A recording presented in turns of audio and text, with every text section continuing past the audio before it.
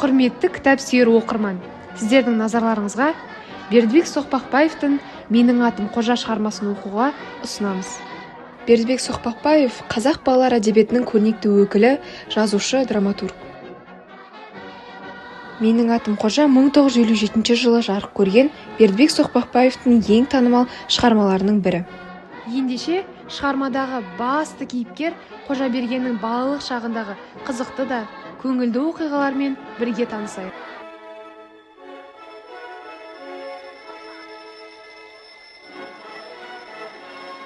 Шығарма Қожаның өзін-өзі тәртіпке шақыруы және де Қожаның тәртіпті бала болуына кедергі болған орта.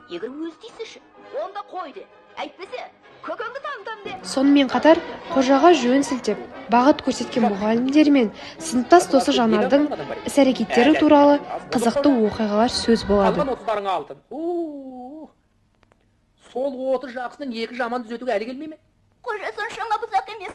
Қаншама тырысып, тыныш жүрейін десе де, кейде байқамай қалады. Оның тұсы ше. Сендер көресіңдер.